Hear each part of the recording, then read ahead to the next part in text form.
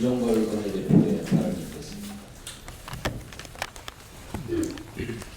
오늘은 민족지도자 장준하 선생 서거 40주년이 되는 날입니다.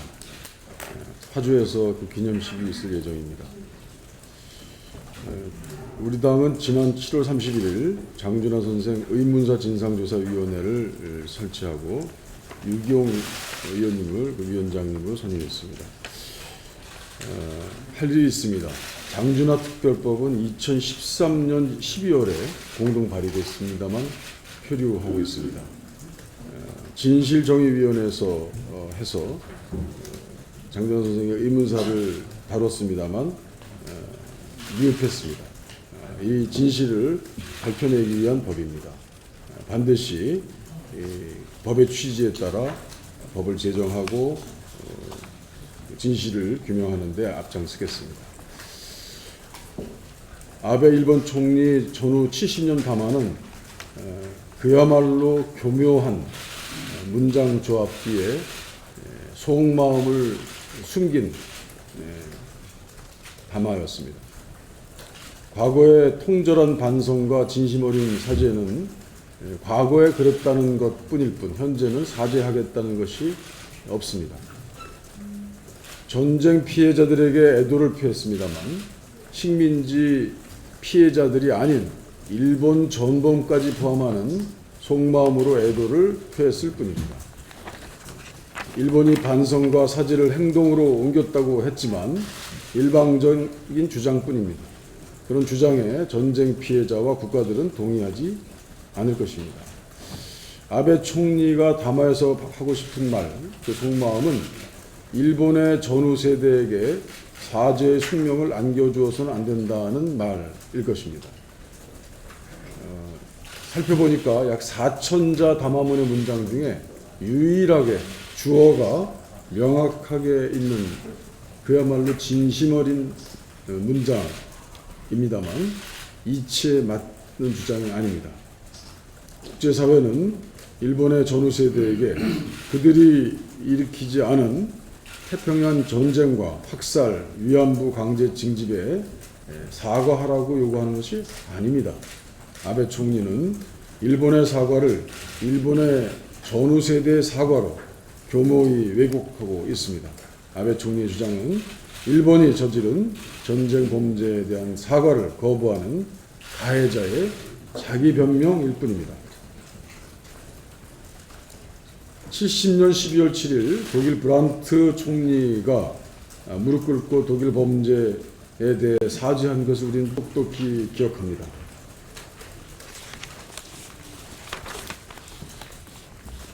그 당시에 브란트는 세계를 감동시켰고 역사적으로도 아름다운 순간으로 남아 있습니다. 가해자와 피해자 사이의 화해와 용서란 이런 진정 어린 사죄가 있어야 가능하다는 것을 아베는 수차례 얘기합니다만 역사에서 똑똑히 배우기 바랍니다. 어제 열린 당정청 정책조정협의회에서는 난데없이 삼위일체 구호가 물려 퍼졌습니다. 대통령의 전진 앞으로 연내 성과 달성, 이런 지시 수행을 위한 당정청 삼위일체는 의회주의의 실종을 드러내는 것입니다. 삼위일체 구호 속에 국정의 한 축인 당론은 사라지고 청와대의 청론만 난무하고 있습니다. 민심과 민생이 제거된 당정청 삼위일체는 그들만의 리그일 뿐입니다. 오늘 제가 100일 간담회를 준비하면서 돌이켜봤습니다. 의회가 무너지고 있습니다. 의회주의 정치가 무너지고 있습니다. 새누리당이 사라져버렸습니다. 새누리당이 청와대에 흡수돼 버렸습니다. 협상의 창구가 없습니다. 협상 대상이 없습니다. 협상도 이루어지지 않고 있습니다. 그런데 이 당정청 삼위일체 구호에 바로 그 내용이 담겨 있다는 뜻을 저는 국민들께 알려드립니다. 개혁을 위해서 가장 중요한 것은 당정청 삼위일체가 아니라 개혁 당사자인 민심과 소통하는 것이다. 이렇게 고언을 드립니다. 민심을 동반하지 않은 개혁은 반드시 실패하고 성과 조국중에 빠진 개혁도 반드시 실패하고 민심의 동의를 얻은 하위 상달식 개혁을 반드시 생각해야 하는 당 정청의 과제를 던져봅니다. 박근혜 대통령이 주장하는 4대 개혁과 서비스 산업 육성은 한국 경제의 만병통치약이 아님을 또 말씀드립니다. 노동개혁을 비롯한 4대 개혁은 공무원 연금 개혁의 전철을 밟아서는 안 된다라는 말씀도 드립니다. 대통령이 개혁을 성공을 원한다면 여당과 정부가 개혁 주체들과 소통하는 충분한 시간과 재량권을 주고 인내를 가지고 기다려야 한다는 점도 말씀드립니다. 이상입니다. 네, 이어서 전병헌 최고위원의 발언이겠습니다. 일본의 아베 담화는 우려대로 형식적 사죄로만 일관했습니다. 가해자와 피해자가 누구인지도 모르게 어물쩍 넘어가 버렸습니다. 현 아베 총리의 사과 의지는 일절 담기지 않았습니다. 위안부란 단어는 아예 들어가지도 않았습니다. 훗날 아베 담화에 대해 역사는 혹독한 평가를 할 것이고 아마도 아베 담화에 대해서 일본은 통절한 후회를 하게 될 것입니다. 박근혜 대통령의 광복 70주년 경축사는 혹시나 했지만 역시나 요란한 빈수레였습니다. 일본 그리고 북한과 관련해서 어느 것 하나 명쾌하지 못했고 그리고 한반도 경제 비전에 대해서도 한 발짝도 더 나아가지 못했습니다. 70년이라는 역사적 의미를 특별하게 할 아무런 내용이 없었습니다. 광복 70년이라는 특별한 시기의 경축사였지만 역대 8.15 경축사 가운데 가장 특별할 것이 없는 무덤덤 경축사였습니다.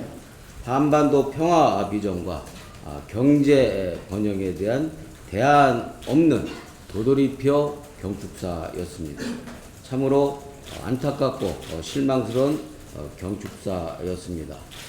광복 70년이라는 뜻깊은 해를 맞이하면서 우리가 설레었고 그리고 특별하게 역사적 의미를 되새겼던 70주년 8.15는 특별한 의미 없이 지나가 버리고 만 셈입니다. 안타깝고 유감스러운 70주년 8월 15일이었습니다. 문재인 대표께서 어제 광복 70주년을 맞아서 국민소득 5만 불 시대를 위한 한반도 신경제 지도 구상을 발표했습니다. 우리의 경제활동 영역을 북한과 대륙으로 넓히자는 비전과 구체적인 방안까지 제시한 한반도 경제 통일 구상인 것입니다. 경제 위기의 근원적인 극복과 신성장 동력으로서의 남북 경제 협력 그리고 미중 간 균형 외교, 6자 회담 촉진 등을 위한 2+2 회담 제안 등 꽉 막힌 남북 관계를 뚫고 우리의 미래 성장 동력까지 확보할 수 있는 매우 절실하고도 합리적인 제안입니다. 그럼에도 불구하고 청와대와 새누리당의 반응을 보면 참으로 실망스럽기 그지없습니다. 집권 세력으로서의 일말의 책임감도 찾아볼 수 없습니다. 오히려 기선을 제압당했다는 불쾌감으로 애써 무시하거나 뜬구름 잡는 비현실적이라는 얘기라거나 언론 수렴이 우선이라는 등의 형식적 수사로 핵심을 비껴가고 있습니다. 한반도 신경제 지도를 서둘러 지우려고만 하고 있는 것입니다. 이러한 태도는 집권 세력 스스로가 남북 화해와 협력, 통일의 문제를 정쟁의 수단으로 여기거나 자신이 없다라는 점을 반증할 뿐인 것입니다. 통일과 먹거리 문제 해결은 여야를 뛰어넘는 민족의 생존과 번영의 문제입니다. 박근혜 정부와 새누리당은 대안 없는 남북 대결 정책을 이제 그만 폐기하고 한반도 신경제 지도 구상을 적극 수용해서 남북 경제 협력 시즌 2로 적극적으로 나서야 할 것입니다. 다시 한번 심각한 고려와 행동을 촉구합니다. 앞서 두 분께서 말씀하셨습니다만 내일은 8월 18일 김대중 대통령님께서 돌아가신 지 6주기가 되는 날입니다. 노무현 대통령의 급작스런 서거 후 비통해하던 대통령님의 모습이 다시 한번 떠올라서 참으로 안타깝고 참담한 심정이 가눌 길을 없습니다. 민주주의와 남북 화해와 통일에 평생을 바치신 대통령님의 유지는 지금 현실에서 전진은커녕 오히려 후퇴하고 있는 형국입니다. 김대중 대통령님의 추모에 멈추지 말고 우리 당 스스로가 민주주의와 남북 통일에 대한 각오를 새롭게 해 나가야 할 것입니다. 그런 의미에서도 어제 문 대표의 한반도 신경제 지도 구상에 대해서 다시 한번 우리 당이 면밀한 실천적 대책과 정책 안으로 발전시켜야 할 것입니다. 또한 오늘 17일도 장준하 선생께서 포천 약사봉 골짜기에서 비명에 가신 지 40년째 되는 날입니다. 그러나 선생의 죽음에 대한 의혹조차 아직 밝혀내지 못하고 있는 현실입니다. 그분의 못다 이룬 꿈을 생각하면서 억울한 죽음에 대한 진상규명을 다시 한번 강력하게 촉구하고 우리 당은 진상규명위원회에서 각별한 노력을 다시 한번 시작해 나갈 것입니다. 영화 암살이 1000만 관객을 넘었다고 합니다만 영화 암살을 보면서 잊혀지지 말아야 할 사람들이 잊혀지고 청산되어야 할 역사가 청산되지 않았음을 상기주는 영화라는 생각을 절실하게 했습니다. 영화 암살이 1000만 관객을 돌파한 이유는 이와 같은 장준하 선생의 의문의 죽음을 맞이하는 40년째 오늘의 현실과 결코 무관치 않다라는 생각입니다. 마지막으로 오늘 이 자리에서 창당 60년 기념사업 추진위원회 회의가 열리게 됩니다. 당 상임고문단과 핵심 유관단체 대표자를 모시고 구체적인 추진 계획을 보고 드릴 것입니다. 당의 위기 극복과 재도약의 힘을 창당 60년을 맞이해서 새롭게 한다라는 각오로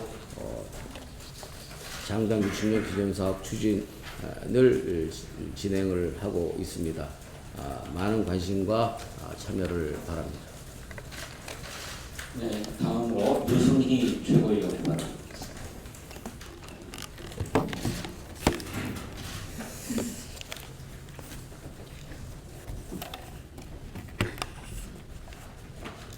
예, 재벌개혁 없이는 제대로 된 일자리 창출도 경제 성장도 있을 수 없습니다.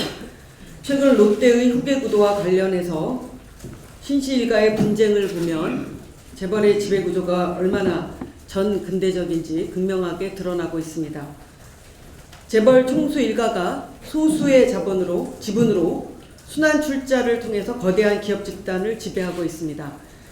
경영 능력이 검증되지 않은 총수 일가가 경영을 세습하면서 오히려 기업 가치를 훼손하고 리스크를 유발하고 있습니다.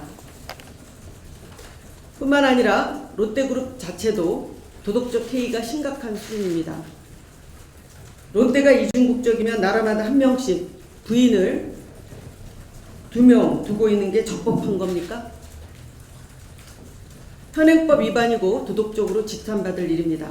정확히 100년 전인 1915년조 우리나라에서는 축첩제도가 이미 폐지되었습니다.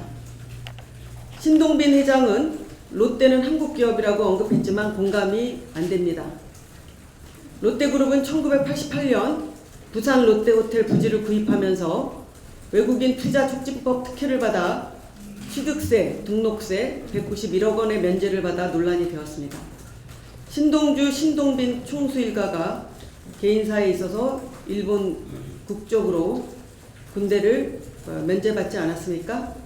심지어는 롯데는 일본에서 아사다마오를 적극 후원했지 않았습니까?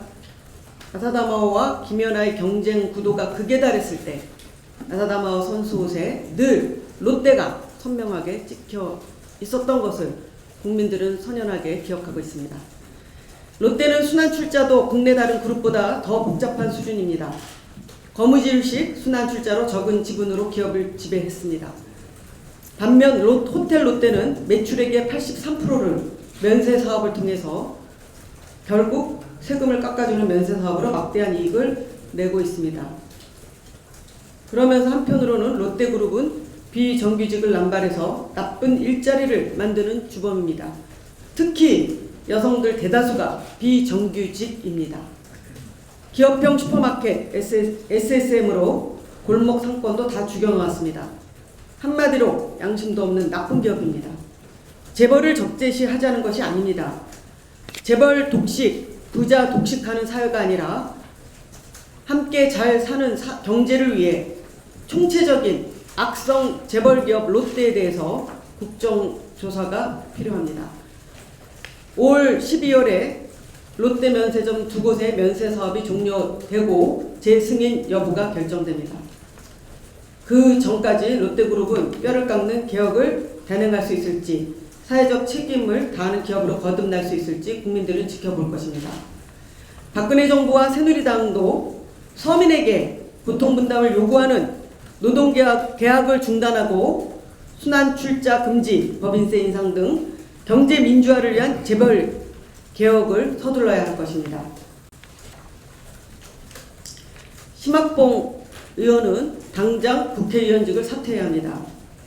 여성에 대한 어떠한 차별적 폭력 그리고 여성에 대한 차별적 비하 행위 심각한 인권 침해입니다.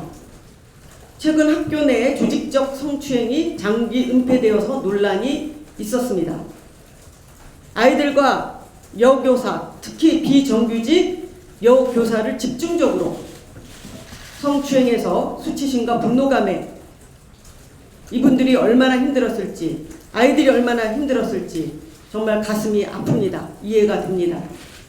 특히 고위공무원과 정치인이 여성을 성추행하거나 성폭행하는 등 성비하하는 등 성차별적 행위로 국격을 떨어뜨리는 일은 절대 용납되어서는 안 되고 일벌백계 해야 할 것입니다. 그러한 의미에서 심학봉 의원은 의원직을 사퇴함이 마땅합니다. 또한 교권을 추락시킨 성범죄를 저지른 교장 및 교사는 교단에서 영구 퇴출되면 물론이고 연금을 삭감하는 등 엄중하게 처벌해야 할 것입니다. 마지막으로 한 말씀 더 드리겠습니다.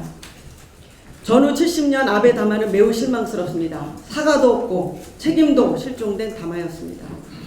무엇보다도 한국 식민지 지배에 대한 책임도 거론되지 않았고 일본 정부의 반인도적 범죄 행위인 일본군 위안부 피해자에 대한 명확한 기술마저도 없었습니다.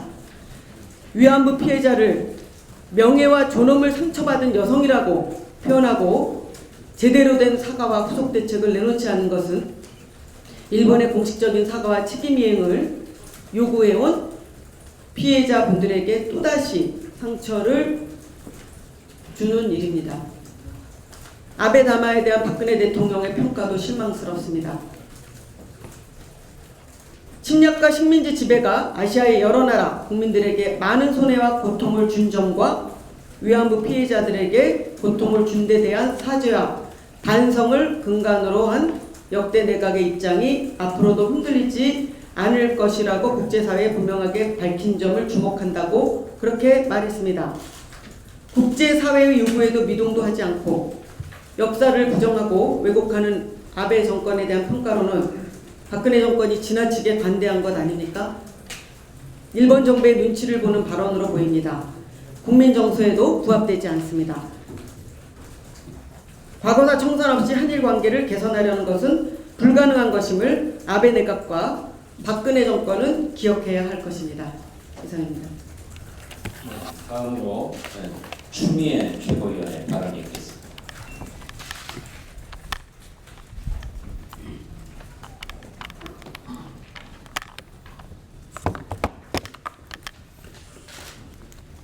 이른바 외교는 목표가 있어야 합니다. 박근혜 대통령이 중국 전성절 행사에 참여하셔도 좋은데 그 목표는 동북아 긴장 관리가 되지 않으면 우리의 통일 환경 조성이 없다는 명확한 인식을 가지고 가셨으면 좋겠습니다. 일본과의 관계 개선이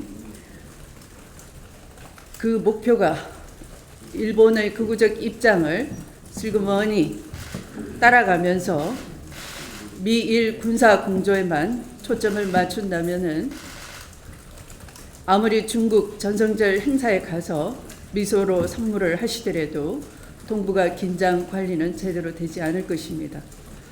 미국에 가신다면 뚜렷한 통일 환경 조성을 위해서, 남북의 긴장 해소를 위해서 무엇을 해야 할지, 무슨 말을 던져야 할지, 무엇을 얻어와야 할지를 목표를 세워야 하실 것이고, 일본과 관계 개선을 바라신다면 중국을 자극하지 않으면서 동북아 평화를 위해서 일본이 할 일이 무엇인지 뚜렷이 적시해 줄 수 있는 당당한 외교적인 자세가 필요하다고 봅니다.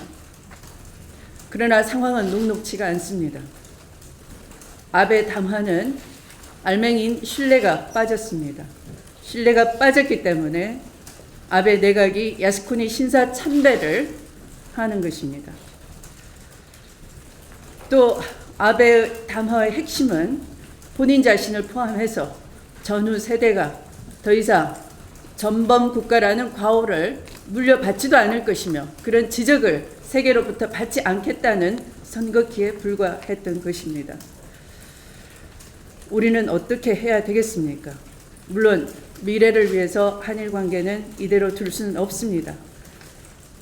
박근혜 대통령처럼 사실상 수용 의사를 밝힌다면 한일 관계에도 전망이 어둡습니다. 면죄부를 줄 수 있기 때문입니다. 그래서 역사 문제가 그런 역사 인식에 그친다면 잘못되었음을 당당히 지적하면서도 미래 관계는 따로 풀도록 하는 그런 구분하는 의식이 필요하다고 봅니다. 박근혜 대통령은 위안부 피해자 김복동 할머니께서 도대체 뭘 사죄했는지 모르겠다라고 절규하시는 것을 마음에 새기고, 일본은 뉘우치지 않은데 박근혜 정부만 그만하면 됐다라는 식의 사과는 절대로 받아들일 수 없음을 또한 선을 그어야 될 것입니다. 말씀을 마치겠습니다. 네, 오늘 고 장준하 선생 40주기 축도일을 맞아서 우리 당에 고 장준하 선생 의문사 진상조사 특별위원회의 유경 위원장께서 발언 주시겠습니다. 40년 전 바로 오늘이 독립투사이자 민주화운동가, 언론인이었던 장준하 선생이 의문의 죽음을 당하신 지 40년이 되는 날입니다. 암살 당시부터 장준하 선생의 죽음을 둘러싼 이렇게 많은 의혹이 제기됐음에도 불구하고 40년이 지난 오늘까지도 진상은 베일에 가려져 있습니다. 우리나라 법의학계의 태도로 할 수 있는 이정빈 교수가 유가족들의 요청에 의해 유고를 정밀 감식한 결과도 타살이었습니다. 신경외과 전문의이기도 한 정의화 의장 의견 역시 마찬가지입니다.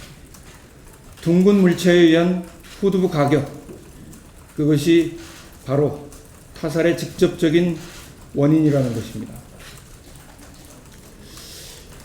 의문의 진상을 밝히기 위해서 그동안 많은 노력이 있었지만 무의로 끝났습니다. 그래서 2013년 12월 본 의원이 대표 발의하고 문재인 대표, 이종걸 원내대표 등 새정치민주연합의 지도부, 그리고 정의화 의장, 이재호 의원 등 여야 의원 104명이 장준하 특별법을 대표 발의했지만 정부 여당은 이것을 철저하게 외면하고 묵살하고 있습니다.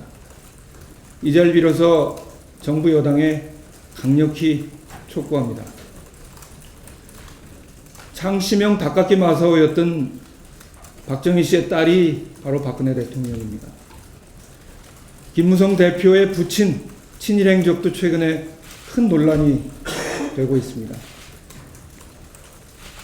두 분의 친일 가계의 불명예를 씻기 위해서도 장준하 선생의 암살의 진상을 밝히고 그리고 특별법을 통과해서 민족 정기를 바로 세우는 일에 박근혜 대통령, 김무성 대표가 앞장서길 간곡히 충고드립니다.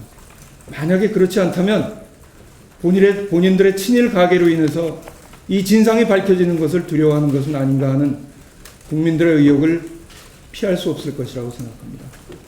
잠시 후 11시 파주 장준하 선생 묘역에 열리는 40주기 추도식에 문재인 대표와 이종걸 원내대표를 포함해서 많은 분들이 참석할 예정입니다. 다시 고인의 죽음을 기리면서 반드시 그분 의문사의 진상을 밝혀내는데 저희 진상조사 특위가 앞장서서 최선을 다할 것을 약속드리겠습니다. 이상입니다.